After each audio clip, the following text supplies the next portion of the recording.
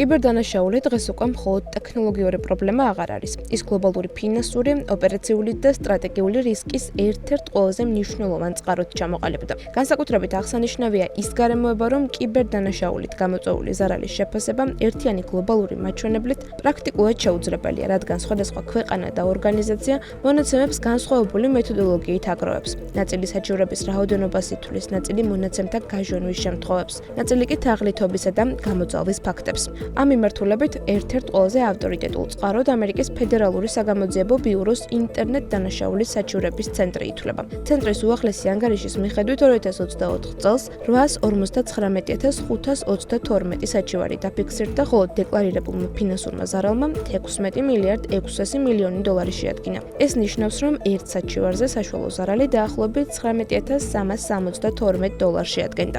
სტატისტიკის მიხედვით ყველაზე დიდი წილი მოდის ეგრეთ წოდებულ კიბერხელმისაწვდომ თაღლითობაზე, ანუ თაღლითობის კატეგორიაზე, რომელიც ონლაინ ტექნოლოგიების გამოყენებით ხორციელდება. აღნიშნულმა მიმართულებამ 2024 წელს მთლიან ზარალში დაახლოებით 83% დაიკავა.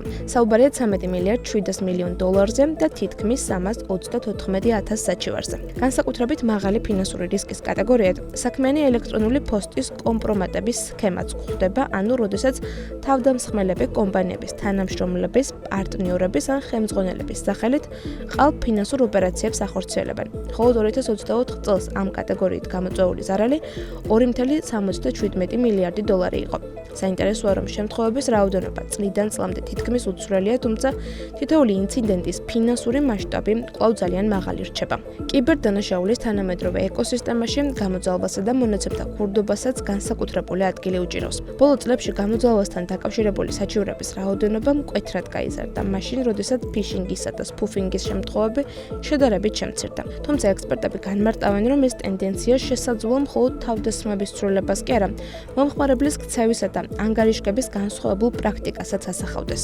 კორპორაციული კიბერუსაფრთხოების მიმართულებით სისტემებში შეღწევის მთავარი საწყისი ვექტორები კვლავ მოპარული ავტორიზაციის მონაცემები, მოწყობილობების ექსპლუატაცია და ფიშინგია. სტატისტიკურად ინფორმაციის ბოროტად გამოყენების შემთხვევები 22% შეადგენს, მოწყობილობის ექსპლუატაცია 20%, ხოლო ფიშინგი 16%. ამავე ანგარიში აღნიშნულია, რომ გამოსასყიდი პროგრამები მონაცემთა გაჟონვის 44%-ში ფიქსირდება. სააგენტოს შეფასებით, ევროპაში თავდასხმების მთავარი შეღწევის არხი ფიშინგია, რომელიც ინციდენტების დაახლოებით 60%-ში ფიქსირდება. ამასთან გამოსასყიდის მომთხოვნი პროგრამები კვლავ კიბერკრიმინალების ერთ-ერთ ცენტრალურ ინსტრუმენტად რჩება. აზია-წყნარი ოკეანის რეგიონში კი მთავარი გამოწვევა ონლაინ თაღლითობა და სოციალური ინჟინერია. მაგალითად, ავსტრალიაში 2024 წელს თაღლითობით გამოწვეულმა ზარალმა 2 მილიარდ დოლარს მიაღწია, რაც 2023 წლის 2 მილიარდ 700 მილიონთან შედარებით შემცირებულია. ანალოგიური ტენდენცია დაფიქსირდა სინგაპურშიც, სადაც ზარალი 1 მილიარდ 100 მილიონიდან 913 მილიონ დოლარამდე შემცირდა. თუმცა ორივე შემთხვევაში თითოეულ ინციდენტზე საშუალო ზარალი გაიზარდა, რაც მიუთითებს, რომ კიბერდანაშავეები უფრო მაღალი ღირებულების სამიზნეებზე კონცენტრირდებიან.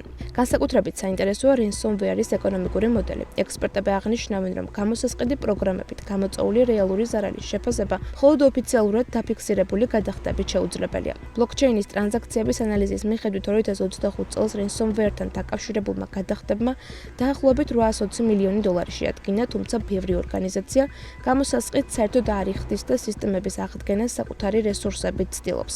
კომპანიებისთვის ეს სტატისტიკა ერთ მნიშვნელოვან სიგნალს იძლევა. 2026 წლისთვის ყველაზე მაღალი ალბათობის რისკებად კვლავ იდენტობის კომპრომატირება, სოციალური ინჟინერია, ფიშინგი და გადახდების გადამისამართება რჩება. ამას მონაცემთა ქურდობა, გამოძალვა და მესამე მხარის სისტემებზე დამოკიდებულება ემატება, რაც ღრუბლოვან სერვისებსა და კოლაბორაციულ პლატფორმებში რისკს განსაკუთრებულად ზრდის. თანამედროვე კიბერდანაშაულის მოდელი საკმაოდ პროგნოზირებად სქემას მიჰყვება. თავდამსხმელები ჯერ ავტორიზაციის მონაცემებს იპარავენ, შემდეგ ნდობას ბოროტად იყენებენ, ფინანსურ ტრანზაქციებს გადაამისამართებენ, მონაცემებს ითვისებენ და საბოლოოდ მსხვერპლზე ზეწოლას ახდენენ. სწორედ ამიტომ კიბერუსაფრთხოების თანამედროვე მიდგომა მხოლოდ ტექნოლოგიურ დაცვას აღარ გულისხმობს. მთავარი აქცენტი პროცესების, გადახდების, ავტორიზაციის და ბიზნეს კონტროლების მუდმივ გადამოწმებაზე გადადის. სპეციალისტები ხაზს უსვამენ, რომ კიბერდანაშაულის სტატისტიკა ერთიანი გლობალური რიცხვი არ არის. სხვადასხვა ანგარიში განსხვავებულ კატეგორიებს, გეოგრაფიასა და მეთოდოლოგიას ეფუძნება. ამიტომ კომპანიებისთვის ყველაზე ღირებული არა აბსოლუტური მოცულობა, არამედ ის მონაცემია, რომელიც პირდაპირ აჩვენებს, სად არის ყველაზე დიდი ფინანსური ზარალი და რომელი პროცესებია ყველაზე მოწყვლადი.